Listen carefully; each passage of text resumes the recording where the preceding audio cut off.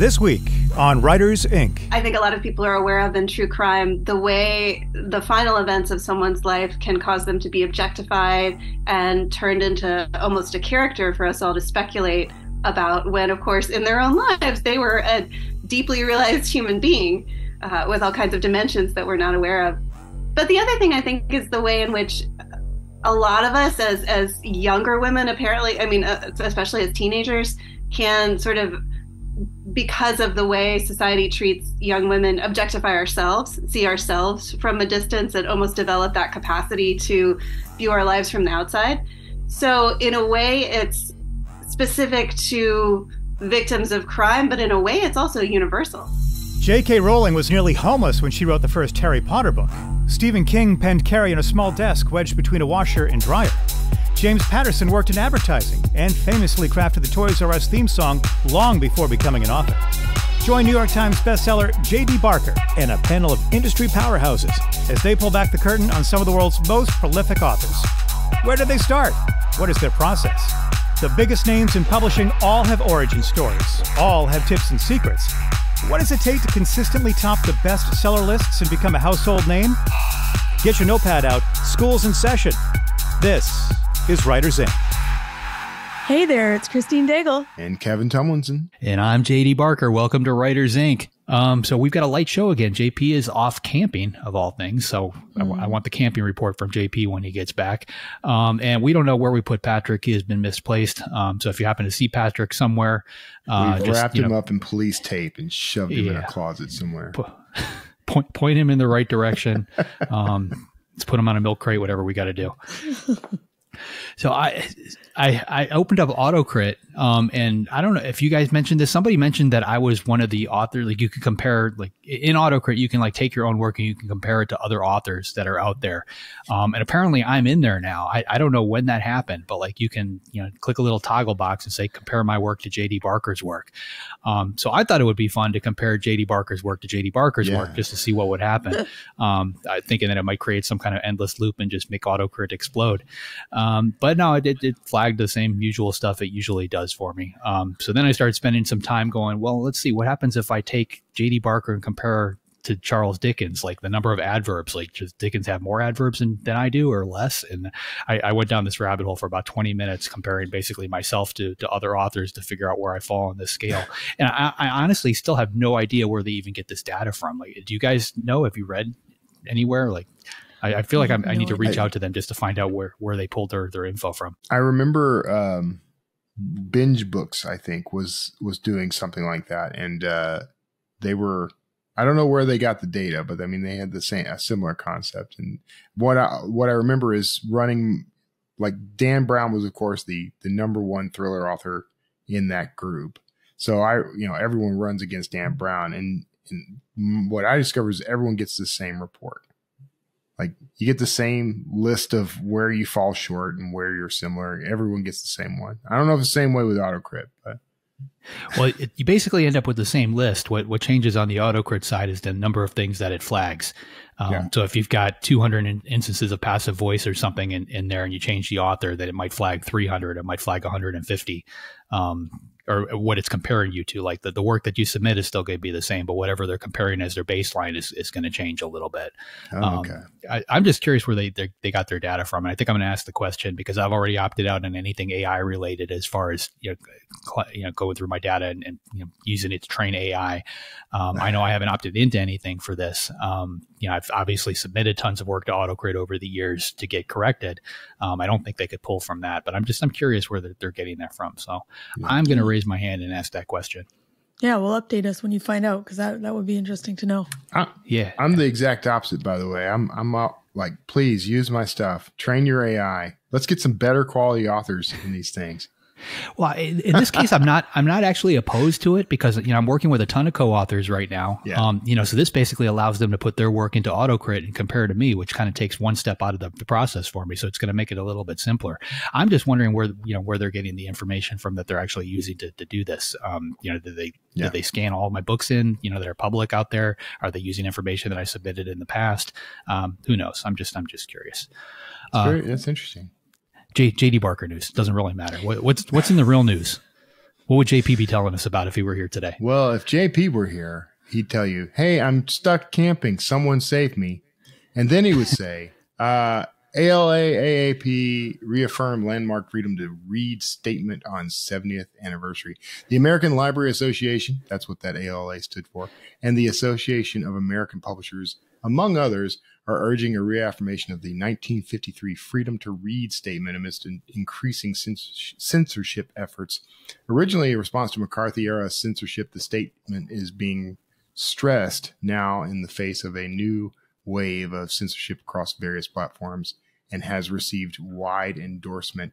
The joint campaign coincides with the American Library Association's annual conference, where an escalating fight against censorship and over 60 restrictive state bills are significant topics. I follow Brad Brad Meltzer, the author. Meltzer. Thank you. I knew that wasn't right, but follow him on Twitter. And one of his books, one of his I Am books has been like banned in Florida now based on one parent's comments and protests over the homosexual note. I guess there's like a brief mention that this person was a homosexual, and so we have to ban the book for everybody in Florida. So I'm glad to see that there's little things. This seems kind of like almost a passive aggressive swipe though to me, but breaking this out and reading it, I think this is a positive move personally. I wonder, because we've actually got all of those. I had Brad send them to me a while back for my daughter. And for anybody who's not familiar with them, they're kids' books. And like one of them is I Am Abraham Lincoln. Another one is I Am Amelia Earhart. And it's basically just teaches kids about famous people in history. So I can't imagine what somebody would have a problem with there. But yeah, people seem to have problems with a lot of different things. Yeah. We've talked about this a lot. You know what? This is maybe a random thought, so we don't have to talk about this, but they give like ratings to movies. Have they ever rated books? Was that ever a thing or brought up? I was contemplating that the other day. I was like, why would you ban them? Maybe you put some ratings on them or something, or some like content warnings. I get asked to rate them myself when I do certain promotions. There's certain like promotion sites that want you to rate your book, and they use the movie ratings as their standard. So I think a system like that works on a voluntary level. I don't know if you could impose something like that. Like there's no resources to make that happen, Yeah. Like who I just always thought about that, like as a parent, and like, well, whatever movie is available to my kids, but I'm going to look at a rating or a content warning, or maybe watch it first if I'm concerned. But I'm like, that's not a thing with books. So I was just thinking about that the other day. Well, TV shows probably do it the best, right? I mean, because it'll say smoking, violence, this or that. Like they give you whatever those particular triggers are. I suppose it couldn't hurt to have that on books, but ultimately in the end, I still think this all comes down to the parents. You need to review what your kid is picking up and decide if it's something you want them to read or not. I have no problem with my daughter picking up and reading anything at this point, as long as there's an open discussion about whatever it is she's looking at. Just so that, because the worst thing you want as a parent is for your kid to start doing things behind your back. And if they're curious about something, they want to read something, they want to watch something, they're going to do it. Whether or not they tell you is the real X factor there. And whether or not you discuss it is, the primary thing. Yeah. And I've always felt the same way, right? It's personal freedom. You parent the way you want to parent. You're responsible for censoring what your kid is doing. But I'm like, the banning thing makes no sense. You want to give a content warning or something so parents know what's in it. That's awesome. But I don't know. I don't think any book should be banned. But no, I mean, if anything, I'd love to see local communities vote on, just like they're voting to take things off the shelf. That same community should vote on what goes on their shelf. Keep the book titles community specific if they need to do that. If everybody in the community is good with it or consensus is good with it, then it should be there. That kind of thing. It shouldn't be somebody off in Washington or, somebody in their basement out in California making these decisions on behalf of everybody. I do think there's a different standard that needs to apply to school libraries versus public libraries. And because that environment, for one, your students are typically, if you are in public education, your students are being compelled to be there. The parents are being compelled to put their kids there, and so they need as much say over the kind of content that their kid's going to be exposed to as possible. we may not agree with people who are, outraged by any mention of gays and lesbians in literature, but they have their own cultural norms and their own system of ethics and morals and things that they adhere to, and it's kind of hard to argue that they should just bow to community pressure rather than push back. What I don't like is people deciding on behalf of everyone else. I don't like that at all. No matter what you believe, I have some strong beliefs in various directions myself, but I don't impose those on anybody. Yeah, exactly. All right. So speaking of ALA 2023, experts and allies supply librarians with information and tools to fight censorship. We're on a censorship roll today. The American Library Association's 2023 annual conference featured multiple sessions focused on the rise in book bans and threats to reading freedom, including presentations by authors and legal experts. Deborah Caldwell Stone and Teresa, and I'm going to say it's Kamara, gave an in-depth talk on the legislative landscape surrounding censorship, revealing 151 bills have been introduced in 2023 alone that seek to restrict or censor access to information. I'm hard-pressed to come up with anything new to say on this since it's very similar to the first topic, but I'm going to just go with censorship bad. I'm thinking back to the last Library Association conference that I went to, and it was actually one of the funnest ones I've ever been to. And it feels like that's taken a little bit of a turn. I don't think I would have wanted to attend this one.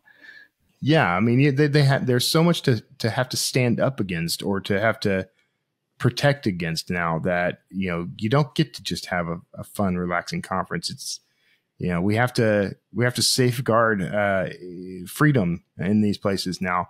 I feel the same way. Like I think I went to one. It was before the pandemic last time I went to one of these, but it was a kind of casual atmosphere. We got to hang out, and meet everybody, and everything was kind of light and happy. And then suddenly the dark times came upon us, and now it's all about book banning. I had no idea we'd be dealing with book banning. In 2023. Maybe it's time to take the politics out of the whole thing and just go back to, the books themselves and make it about storytelling the way it used to be. I agree. All right. You've got one more story. It better not be about the American Library Association. Okay. You got it. All right. So the ALA in Europe. No, so European book fairs want American literature. You're damn right they do. Despite its status as the world's largest publishing market, the U.S. is not regularly represented as a guest of honor. Country art major international book fairs. There's missing words in that sentence. I apologize. American literature is globally popular, negating the perceived need for promotion abroad. And the Association of American Publishers, there they are again, is not typically involved in such efforts. The Thessaloniki Book Fair in Greece recently spotlighted American literature, sponsored by the American Hellenic Chamber of Commerce. This effort saw participation from more than 20 U.S. publishers and several American authors, thereby creating a cultural and business bridge between the U.S. and Greece. Frankly, I think most of us Americans it's baffling to us to think that the rest of the world isn't hanging on our every literary word. So we are a little self-centered over here, aren't we? We are. Yeah, this is another weird one. If you go to any of these book fairs overseas, they're screaming for any type of American content. They love it, and it's not just books; it's also movies. Anything entertainment wise. But on the same token, like here in the U.S., we don't have a giant U.S. book fair, and like maybe we should, because I think a lot of these people would travel to here. There'd be a lot more crosstalk going on. But this is very true. Like I recently changed agents, and with that change of agencies, there's also a change in the people that handle all of my foreign rights. And we're out there right now with my latest book, and we've been getting a lot of emails from my foreign publishers, that are basically stuff like, well, we heard you have a new book coming out. We haven't heard from anybody yet. Who do we need to talk to? So like they're aggressively, like researching, trying to figure out how to publish this title in foreign countries, this American novel in foreign countries. I can guarantee there's nothing like that going on the flip side. it's the foreign countries that are reaching out. So like American entertainment for sure is big over there. I don't know how we get a presence that's larger than what we actually have. I think we have to figure out how to build one here in the States first and then branch out until we have an American book fair. I don't know that we should really concentrate on foreign. Yeah. And that was something that was in one of our news pieces a few weeks ago, is that an American book fair is needed, and probably in New York. So who knows? Maybe that will happen in the future. Yeah, maybe. This episode is brought to you by AutoCrit. One of the most value-packed memberships for any author, AutoCrit brings you an amazing suite of tools that make it a breeze to plan, write, and edit your books all in one place. AutoCrit takes you far above standard grammar checking or cookie cutter guidance. Instead, it's like having an experienced editor in your genre watching over your shoulder to help you deliver great writing that keeps your audience trapped in the story. You can even compare your writing style to more than 100 best-selling authors right down to the word level, so you can see what the best in the business do to keep their storytelling clean, clear, and crisp. Listeners of the Writers Inc. podcast can now take advantage of lifetime membership for one single fee. That's right, no renewal fees. Hi, this is JD Barker. I've used AutoCrit for years, and not only has it improved my writing, but it's been a crucial tool with aspiring authors that I've mentored. Whether you're a seasoned pro or just beginning, it'll help you find your weak spots and weed them out. Give it a shot with your latest project. Trust me, your editor will thank you. Head to autocrit.com/JD to get your lifetime membership. Big thanks to AutoCrit for sponsoring the show. All right. Awesome. And JD, who's up this week? This week we've got Polly Stewart. She's here to tell us about her propulsive new literary thriller. It's called The Good Ones, released earlier this month. So here she is, Polly Stewart. So you have a new book out, The Good Ones, where the main character, Nicola, 16 years later, is still haunted by her friend Lauren's disappearance. Do you want to tell us a little bit about the book? Yes. So Nicola, she comes back to her hometown in Virginia, as you said, 16 years after her friend disappeared. She isn't very happy about moving back to her hometown, but her mother has just died, and it's just sort of convenient for her. And she gets pulled in without really meaning to into looking into her friend's disappearance. She also at the same time gets involved with Lauren's husband, which causes various complications. And yeah, things go on from there. Yeah, she kind of gets sucked back into old life, old habits, things that maybe aren't so healthy for her, but she finds herself there anyway. So Nicole is a very interesting type of unreliable narrator where she really seems to lack insight, not only into like the motivations and intentions of others, but also into herself. Do you want to talk a little bit about crafting this character? Yeah, thank you. People always ask you, is your main character based on yourself? And I guess in this case, I would say, I hope not. I love, there's so much in the discourse now about unlikable female characters. And I do like Nicola. I would happily hang out with her. But as you say, she's really lacking in self-awareness. And I guess most of us are in some parts of our lives, and we're just not able to see that. And as the author, I was able, I guess, to have enough objective distance from her to see the ways in which she is a very caring person, but she's often acting out of different motivations than she thinks she is. And I guess I just see that as human. It's definitely a character flaw, but something that a lot of us could fall into from time to time. Yeah, I really enjoyed reading it because it was kind of an interesting twist on an unreliable narrator, because often you'll see unreliable narrators who are sophisticated, and they're kind of intentionally covering things up and keeping things from the reader. But I felt like as I was going along with her, I was kind of discovering things at the same time she was, because she wasn't really aware of them either. So I thought that was a really interesting twist on an unreliable narrator. Thank you. Yeah, one of the trade reviews called her messy but endearing. That's exactly what I was going for. I think that's really accurate. And yeah, so talking a little bit about, unlikable females and the discourse around that, and I guess about how books are changing a little bit in the genre. I just want to read this quote from your book. The dead or missing girl is never the subject of the story. Sometimes she's not even the object. She's the circumstance, the accident, the nexus through which effectors cross. No one really knows her. not even the people closest in her life. I want to talk about that a little bit. Was that kind of a central theme or a guiding light as you were writing, or did that kind of come out later thematically for you in this process? I'm so happy when people pick out that line because that was one of my favorite lines and something that I was definitely thinking about a lot. In I guess two different ways. The one is which I think a lot of people are aware of in true crime, the way the final events of someone's life can cause them to be objectified and turned into almost a character for us all to speculate about when, of course, in their own lives, they were a deeply realized human being with all kinds of dimensions that we're not aware of.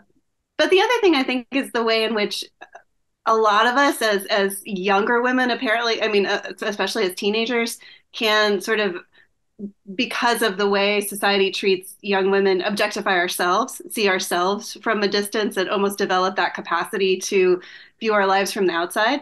So in a way, it's specific to victims of crime, but in a way, it's also universal, I think. Yeah. Yeah, absolutely. And I like how you mentioned that, like, even the picture they use of her, she's in a wedding dress that was for an ad she did. It's not even her, like nothing about her life that they used to show Lauren is really true until you dig beneath the surface. So yeah, I really appreciated that. So I don't want to spoil anything, but you sort of broke what might be considered a writing rule at the end of this novel. What are your thoughts about writing rules and how and when to break them?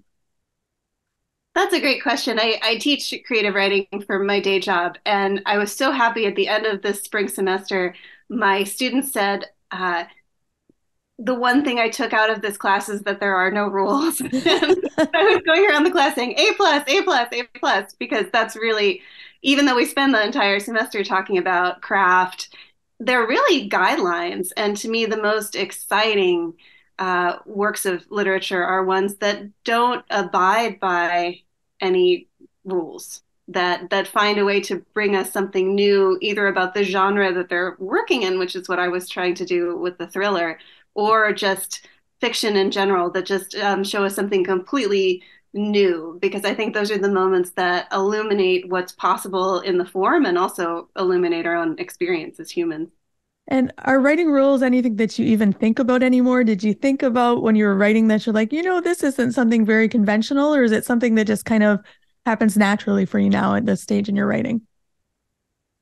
I'd say both. I think I came to writing crime fiction pretty late, although I think that was always what I secretly wanted to do. But I started writing literary fiction. So when I came to a point when I started the good ones, when I thought, I'm just going to write a book that's super fun, that makes me want to get up every morning and work on it, and I don't care about anything else.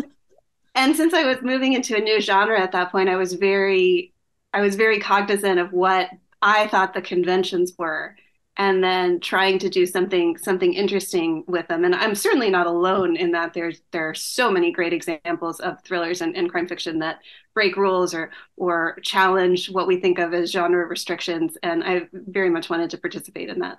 Yeah, well, it's a brave thing to do. I know you're not technically a debut, but a debut in this genre. So, a lot of times they tell debut authors stick to the rules, but you're like, I'm going to do what I want. And I thought it worked very nicely. I'm glad I didn't hear that advice. I mean, like I said, I didn't go in with a great plan, which was probably good for me. Yeah. And so, as you said, you wrote another book a while back, The Wild Girls, which was a very different genre, Appalachian teenage coming of age story, under a different name. And you don't keep those separate or secret. Can you talk a little bit about that and that journey and why you made those decisions? Yeah, so the first novel was published under my full legal name, which is Mary Stuart Atwell, but I've always been called Polly. And when I finished the good ones, like I said, I wasn't conscious of writing a thriller. I wasn't conscious of moving into a new genre, but my agent said this really is a break for you, and maybe we should go out under a different name. Polly Stuart feels like me because it is part of my name, and it's actually the name I use. So to me, it doesn't seem like two separate people, or even necessarily two separate a departure, because I'm the book is set in the same area. There are a lot of the same elements coming together. So you feel like fans of one would be fans of the other? Because I just found it was interesting. Like on your website, they're right there next to each other, where sometimes other authors choose to separate those pen names, not really crosstalk about them. So yeah, I would hope so. I think they have a lot in common in the way they explore what it means to be a woman and friendships and, as I said, this region and this landscape. So I would hope that someone would like both. So they're both your brand. That's right. I think Awesome. so. And you talked a little bit about your name. Now you're actually named after a crime novel, your nickname. Is this true? I am. My mom, I guess, was reading a lot of Dorothy Sayers before I was born, and her name is Mary also, but they decided to call me Polly, and that was inspired by his sister, Lady Mary, who's called Polly. And that's been a very long process of explaining my nickname over the course of my life, because I don't think many people are familiar with Polly as a nickname for Mary. So it causes a lot of confusion, particularly at Starbucks. I get misspellings a lot, but I've come to love it, especially because of that origin story. That's awesome. So I want to just go back to, you talked about teaching creative writing, and you teach at the Virginia Military Institute. Is that right? Mm-hmm. How does that affect your writing? Has that shaped your writing process at all, having to teach? I love it. There was a long thread on Twitter recently about writers having day jobs and sort of, do you write out of passion or for money? And I was thinking a lot about that. And for me, I've always had a day job, and it's partly just because I like separating those two parts of my life. I get up very early to write before my kids get up. I treasure that time. But then I get to go and spend the rest of my day talking to people about books. The cadets I teach take the process of educating themselves in the humanities very seriously, in a way that I think sometimes seems kind of old-fashioned, but in a great way, where they really see literature and history as sort of ways to grow as an individual. So it's really great talking to them about literature and creative writing. And to me, it feeds my creativity. I know a lot of writers who only write full time, and that's a great blessing. But to me, I think I would feel like I was missing something if I were in that situation. Yeah, and I've heard other writers say that as well. And I know there's kind of maybe this view that, I don't know, having a day job is a secret or something for but I think the majority of writers have day jobs. I think it's the few and far between that actually don't and could do this full time. So the income is obviously nice for most of us, but also to me, yeah, it is nice to be able to have two different personas rather than just sitting. If I were sitting in my office all day by myself or with my dogs, I think I would, yeah, it would not be good for me. Yeah, I think you have to have some experiences, outside of the office that kind of fuel your creative well and refill you. Do you find that too? I do. Yeah, I get ideas from teaching. I just this is a novel in the future, but I had a student this semester who works as a transport technician, which means his family, I don't know if you're familiar with this, but like they pick up bodies from crime scenes and wow. transport them. And I never knew that was a job. And I thought, why is there no book about this? So to me, as you said, getting experiences talking to people is great for your work in so many ways. Yeah, that sounds like, I had no idea that was a job. So they pick up bodies from crime scenes and take them to the medical examiner or something like that. Yeah, or to the morgue. Apparently, a lot of funeral homes have outsourced that recently. I found a long article about the Times, in the Times about it, but it's become privatized or separated from the funeral home's function in recent years and not highly regulated. So I think it's really interesting. So that's going to be the seed or appearing in the next novel? Is that something? That's what I'm playing around with. Yeah, so we'll see what happens. Oh, that's fantastic. I would be fascinated to read about that. Yeah. That's a great idea. So I want to talk about a little bit about your work on crime reads. So you wrote an article called "What Really Distinguishes a Crime Novel?" And I would love to hear your thoughts on that. What are your thoughts on what really makes a crime novel a crime novel? Well, I'll start by saying I think I wanted to talk to some of the writers I admire most about that question, because I wasn't sure how to answer it. As I said, I'm new to this genre.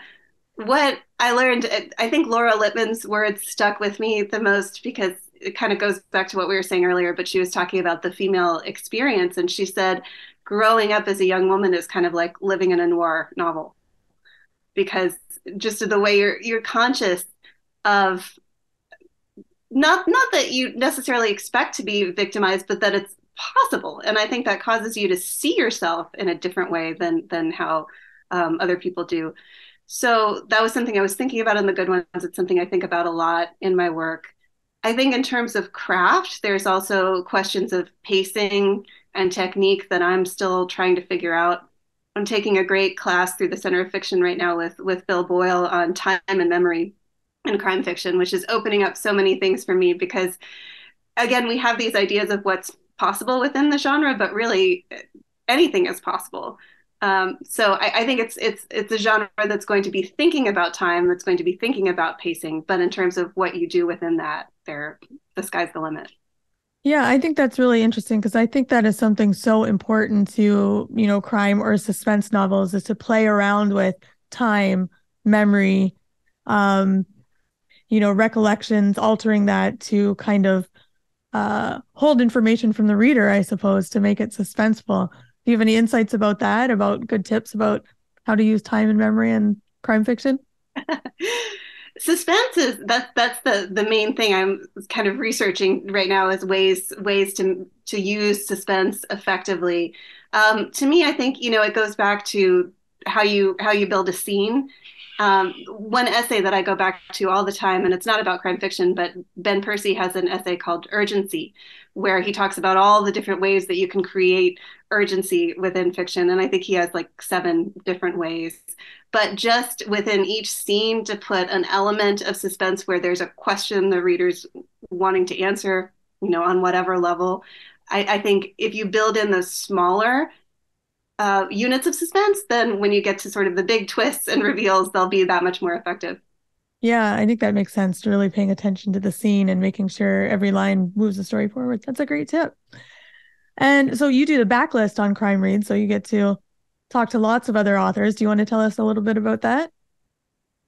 Yeah, so I call that my second MFA. I always again, I'm learning so much about the genre. So I have one with Andrea Bartz that's coming out this Wednesday. That's the next one, and we talked a lot about suspense, which she thinks about just so beautifully.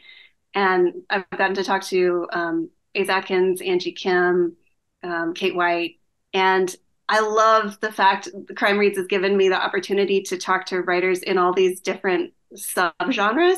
So seeing the way they think about it, we all have this similarity of there will be some act of violence or some crime at the center of our works, but the way people deal with that, the different genre conventions that they're thinking about, their influences are completely different. And it's been so educational for me and so much fun. I mean, I wish I could make that into a job somehow. Yeah, but I think it's so important just to talk to other authors too and to get that perspective to help us, support each other and elevate our craft. So that's fantastic. Great. And I'd love to hear a bit about the Craft of Crime Fiction interview series. Do you want to talk a little bit about that? Yeah, so I started doing this Instagram Live about a year ago, I guess last March, where I interview usually in the backlist, I tend to focus on people who have been around for a while, whose work I'm familiar with over time. But for the IG Live, I usually talk to debut writers or people who only have 1 or 2 books out. And that is super fun because, like you were saying, it's like this. You get to celebrate someone's work, talk to them about how they do it. And it's, to me, it's such a great opportunity for my enthusiasm. I live in a place where there aren't a lot of writers, and online we get to share that enthusiasm and learn from each other and celebrate each other. So it's been such a fun thing for me. That's awesome. So have you found what's the most interesting question or thing that you've talked to other people about on your interviews? I'm just curious what you find is. Great question. Let me think about that. I love asking people about what they're reading and what they're excited about that's forthcoming. And often people will have something in mind that they've blurbed or that a friend is coming out with. But often I realize that a lot of us who are working within this genre read very widely across genres. And I've gotten so many great books for my TBR from hearing what other people are reading. That's awesome. So now I want to ask, what are you currently reading that you would recommend to our listeners? So right now I'm reading the new Liv Constantine, The Senator's Wife, which is so fun. I just want to, I have a lot of other responsibilities this week, but I just want to sit in a beach chair and read that book all day. They just do the best soapy plots. And two books I really loved recently. I have some questions for you by Rebecca Makkai, which I think everybody loves, but it's just, I went to a boarding school in the 90s, which is the era she's writing about. And it was my heart. It was just very moved by that book. And it's so beautifully plotted. And then my friend Vanessa Cutie just came out with a novel called The Tip Line, which I also thought was, again, focusing around a crime, but really elaborating on the way it impacts the people around that event in a ways that, again, took a lot of liberties with the thriller genre in a way I thought was really great. Awesome. There's 3 more books to add to my TBR pile. So I love that. And so you went to a boarding school in the 90s. So were you writing then, or how did that shape your writing career? I did. I went to Interlochen Arts Academy, which is in Northern Michigan, and it's an art school. So I was able to major in creative writing as a high school student, which I don't understand why my parents let me go, but it was a wonderful experience. I've met some of my best friends still today, and just to be surrounded by other artists. The musicians especially took their craft so seriously, and to have the opportunity to emulate that as a 16-year-old, I probably took myself way too seriously at that point, but it was very good for me to just steep myself in that atmosphere. Nice. So I want to talk to you a little bit about Writers Conference. So you go to Writers Conferences, and you said that there are maybe some things that you find are enjoyable things to do that aren't the standard things. So I'm curious what you think are the best things to do at a Writers Conference. Yeah, I do tend to go to a lot of them, and one of that it's just a privilege. My day job, will pay for conference travel.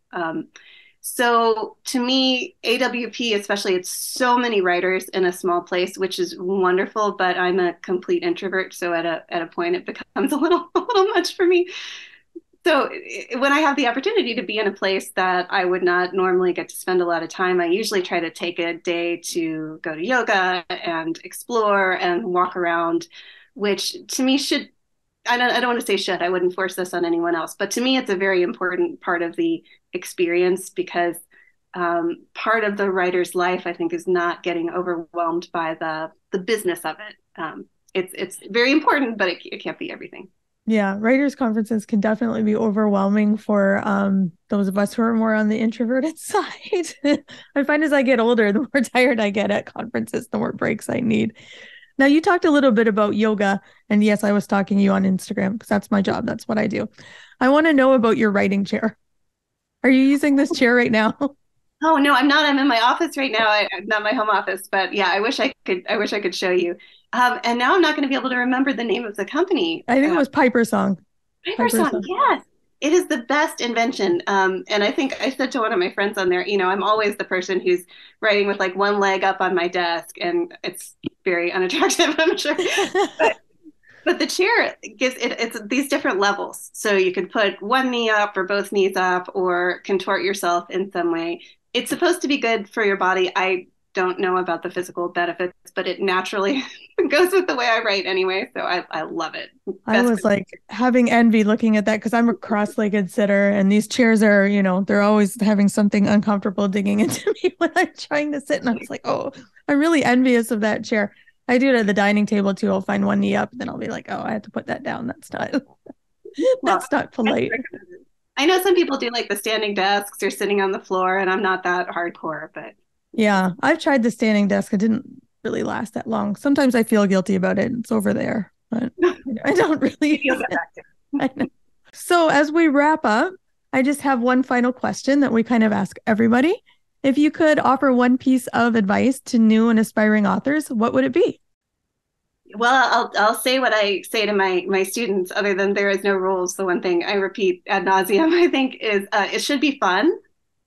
And to me, I spent many years sort of, I think, hacking away at my craft in a way that was not pleasurable. And the work I've had that has been published, that has been widely liked has always been the stuff where it was just a blast to write. And as I've gotten older, I've really realized I need to get myself in that space mentally, or there's really no benefit to it. So find a way, a genre, setting in which you can just have fun writing, and that's going to be the best work that you produce. Okay, so I don't want to give too much away about Polly's book here, but I'm curious, what rules, quote unquote, of fiction do you think should be broken? Like, what do you think about introducing a new point of view very late in the game? I would never introduce a new point of view late in the game, just because that's jarring. That's no different than having like a twisty novel, and then all of a sudden, one of James Patterson's favorite things to say to me is, "Whatever you do, you can't blame it on the aliens." So you can't write this whole book and then at the end, say, "Oh, the aliens did it," just out of left field. Like, if you're going to do that, the aliens need to make an appearance early on in the book. There's a blog post out there, and I'm sure you've all seen it at this point, that tells you what you shouldn't do when, you shouldn't start a book with a dream sequence. You shouldn't start a book with somebody waking up. Like, it's this long list of things that you shouldn't do. If you research that, it was written by a writer, I think as a blog post, basically like a last minute thing that they just kind of threw together. And it's sort of become gospel in the industry. That's a big no-no. Like, I think all those things are valid points. And it's important to know, like, if they've been done to death to the point where people don't want to see them anymore, then you shouldn't do it. And it's good to know what people are concerned with, when it comes to rules like that. And once you have an understanding of that, I think you can twist them, you can break them, you can do your own thing. I see tons of new authors that tend to start their book. They feel like it has to start with the flow of a person's day, that the story has to start with somebody waking up, something like that. And that's not necessarily the case, because the real story starts whenever the problem is introduced. And that could be, midway through the day. So a lot of times I end up cutting up the beginning of a novel. Those types of mistakes, those types of rules, I think are valid. Does it mean that I'm just merely contrarian, that anytime someone gives me one of these rules, like, I immediately want to go write a book and break that specific rule? Like, everything JD just said, I'm like, okay, I have to open a book with a dream sequence that ultimately leads to unknown aliens being the, like, is that Alien Ex Machina? Is that what that would? Alien Ex Machina. It happens though, because like I turned in Fifth to Die, and it starts with a dream sequence, and I did that intentionally because it was the easiest way for me to communicate what happened in the first book in the series. I knocked it all out inside of a couple of paragraphs because it was something happening within the lead character's mind. You can't tell it's a dream until he snaps out of it. If you do all that right, I think it works. It works very well. They can't be scapegoats though. Yeah. I've run into a lot of books, that I've edited where they use the dream sequence to try and communicate, like past events, try and throw in backstory through a dream. It can be done. All these things have to be done properly. Yeah. Do you think that debuts need to play it safer with following the rules than prose, or is that not a factor? Don't you think that most of the like mega hit debuts though became that way almost because they weren't formulaic like that? Like, they broke the rules maybe inadvertently, and they became huge success stories. And I mean, specifically, I'm thinking of like Hugh Howey's Wool, and these are indie authors who kind of went mainstream, but like Hugh Howey and Andy Weir, The Martian, like those books, I wouldn't say they necessarily broke rules, but they weren't formulaic. Like, they didn't follow what publishing was dictating was the norm when they became success stories. So not knowing what you're not supposed to do could be an advantage. Yeah, it's almost like beginner's luck. Like, if you're playing golf and you get you hit under par for the whole course or something, like, if that's your first game, that's not like a sign that you're the golf messiah. It's just that you're not thinking so much about your stroke. You're not overthinking it, I guess. I can almost see JD's like, it's brewing. Like, I'm trying to keep my mouth shut, because there really is no right or wrong to any of this. It's funny because I think, honestly, I believe that, like, in order to write well, you need to read a lot. I think doing that, if you see the same things repeated over and over again, the last thing you should do is repeat them in your book, so you can get around that. On the flip side of that, like, if you sit down to write a book and you've never read in your life, chances are you're going to write something very unique. and you probably won't hit on any of those tropes because you wouldn't even know they exist. If you have the writing chops to pull that off, by all means do it. I think most people aren't able to write without reading. And I think by reading so much, you pick up on a lot of those tropes and they kind of work themselves into your head. Yeah. I'm not even sure I don't know if I believe that that's even possible, that you can write. I just know that reading is one of the things that was the stone I honed the edge of my writing against before I started. And the writing is what really, got it sharp. Like, that whole first million words of practice concept, but the reading is why I knew what good writing looked like. And if I just sat down not having read anything, I'm just not certain that I could have produced a book. I just don't think it's possible. Well, Anne Frank's diary, I think, is a good example. I think these types of things would have to be memoir, related, just because you're writing your own personal experiences. But I think it's been done. I don't think you could write a story like Wool. No way. Not without really being a science fiction fan for a very long time. Yeah. Yeah.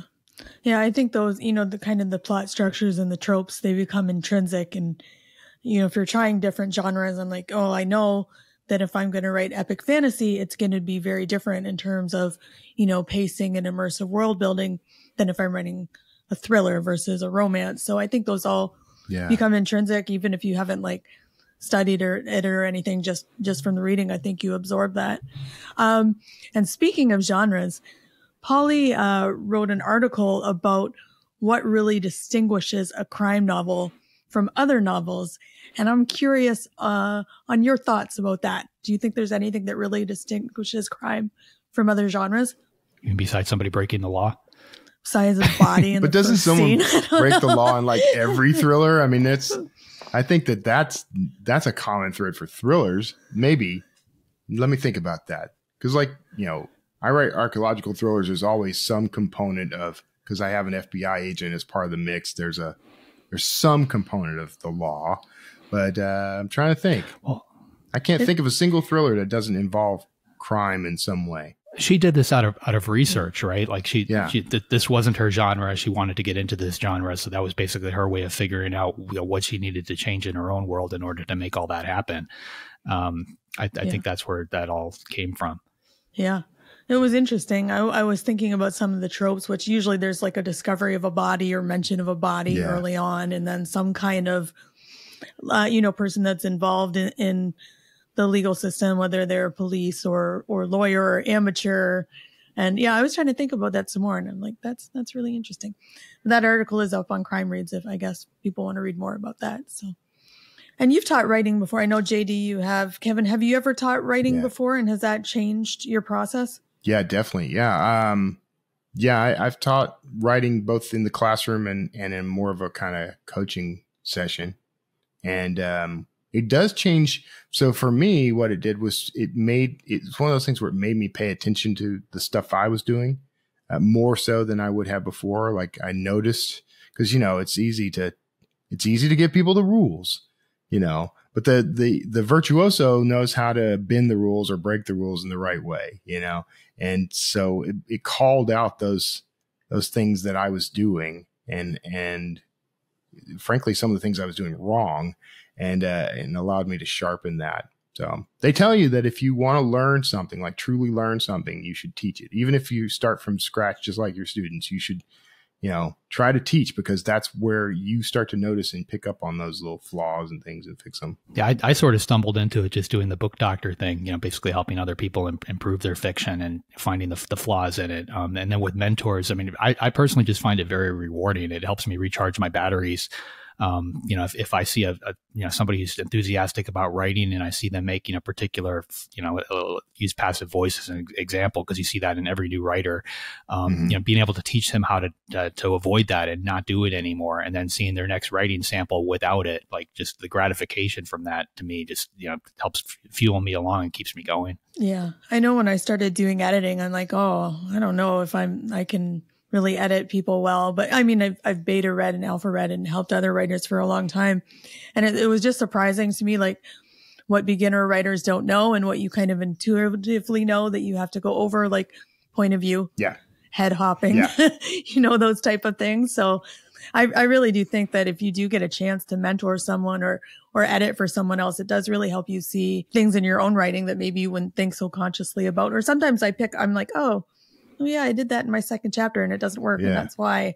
So sometimes it helps you see some of those things too. What do the two of you do though, when, even if someone came to you wanting your advice and help and you give them a tip and they get sort of defensive about it? Like, what's your approach? I honestly haven't run into that. I take that back. I've got one mentor and student where I ran into it, and they were working as a ghostwriter for a very long time. So they felt they really knew what they were doing. One of the things that I do with my co-authors is I'm basically taking them 100% back to the basics. I'm teaching them how I write a book from start to finish, and all of them are authors. They've all written other things. So they have to, if they want to go with what I'm doing, they have to unlearn what they've done in the past. Whether or not they continue doing everything I teach them after they walk away from the entire project, that's totally up to them. They have to decide whether it's going to improve their writing or if the process is better or worse or whatever. But I think anytime you approach this, whether you're a student or a teacher, you have to have an open enough mind to be willing to change and at least entertain those thoughts. Yeah, exactly. I think from the other perspective, if you're asking someone who's farther along the pathway than you for advice and then you get upset or take it personally, they're probably not going to give you any more advice. Right. Because I had that happen. I used to do some acquisition editing for a small press and I was being kind and gave someone some feedback. I'm like, oh, you have a point of view issue. It's from this one character's point of view. They're locked in a trunk, so they can't know what's going on in the house, and they came back with this oh, but William Faulkner did it. And as I lay dying, and did that work for you? And it was all sassy. I'm like, oh, I'm sorry for trying to help you with point of view. So this is, yeah, exactly. In the industry, and then it's you wonder why some people are agents never give me feedback on my queries. I'm like, well, probably because they've been burned too many times trying to do something kind and people get upset. So if someone farther along the path gives you some advice, take it graciously, even if you're seething personally on the inside. Yeah. You might change your mind about that later. Go seethe on the page somewhere. Don't exactly. Don't respond to them with your snarky emails. Emails. The process never, this learning process never ends. There was a Thomas Harris novel that came out a couple of years ago, and the name escapes me, but me and King were reading it at the same time, and we were emailing back and forth because we were both big Thomas Harris fans. And there was one scene where he jumped into the head of a mouse, only for a paragraph, because the mouse basically sees something, and then he jumps back out again. And we both shot each other emails about that particular scene because it was head hopping that all of a sudden it worked. And it was just done so well. I'm 99.9% of the time I tell people never to do head hopping. But right now I'm reading TJ Newman's latest, Drowning. And, she uses it perfectly at the beginning of the book. She's got tons of head hopping going on in the first chapter, 2 chapters or so at the beginning. It's a plane crash, no surprise there. But she uses it to create confusion in the reader's mind, which mimics the confusion that's actually happening in the plane as it's going down. And I think in that particular case, it works perfectly. So there's always these rules exist to a certain extent, but if you do, you can always break them if you know what you're doing. And, she knows what she's doing when it comes to it. Thomas Harris does too. The rest of the authors out there, for the most part, do not. So unless you really know how to get around that, you should avoid it. Yeah. Yeah, absolutely. Okay. I have an ergonomic question for you. Polly has this chair that I'm totally envious of. It's a yoga chair. You can sit in all kinds of postures. I am a weird seater. I will sit with my legs up and everywhere when I'm typing. How do you write? Do you write at a desk? What type of chair are you using? Do you have any strange writing habits? I want to hear it. So I'm just sitting at just a regular desk with a big old cushy leather chair, very basic. But it's funny, when I was listening to the interview, I Googled the chair that you were talking about. And when I saw it, I immediately shot the link from Amazon over to my wife, because she is one of those people that just does not sit in a chair. Both of my feet are planted firmly on the ground right now. I'm sitting here, more or less straight up and down. She does not sit that way. She's cross-legged. She's off to the side. She's got one leg folded here, one leg folded there. This is the perfect chair for anybody who doesn't like to sit in a chair. So I sent it to my wife. Yeah, I sit like that too. So I'm like, oh, I'm still thinking about it. I still have it. It's on my list in Amazon. So a lot of good reviews, $500. Like I'm still thinking about it. Yeah. I kind of I just sort of coincidentally, I wrote a post on Substack like last week called The Chair Whisperer. And it's a kind of a detail of, so I have a desk that I built from like plumbing fixtures and found wood, like pallet wood and barn wood and stuff. And I built it at bar height so that I could use it as a standing desk if I wanted. And then I have a bar stool that I rescued in pieces. Like I found the stool and it was missing the seat. And I had another chair that had a decent seat that was almost the right size. And so I married those two together.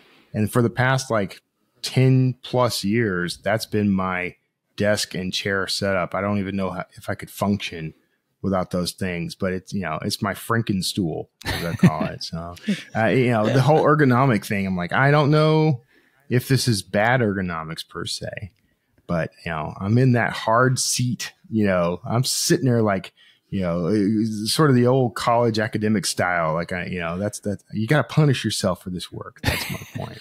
So. Perfect. Okay. Awesome. And so JD, who's up next week? Next week, we've got Wendy Corsi Staub coming back. She's the New York Times bestseller of more than 90 psychological suspense novels. Her latest is called Windfall and releases July 11th. So she's going to explain what it takes to basically stick around in this business for the long haul, because 90 thrillers out there and still going strong. That's a huge achievement. Yeah, sounds great. If you'd like to be notified as soon as new episodes publish, make sure you go to writersincpodcast.com and sign up now. We'll see you next episode and have a great week of writing. Thanks for listening to this episode of Writers Inc. Access the show notes and leave a comment at writersincpodcast.com.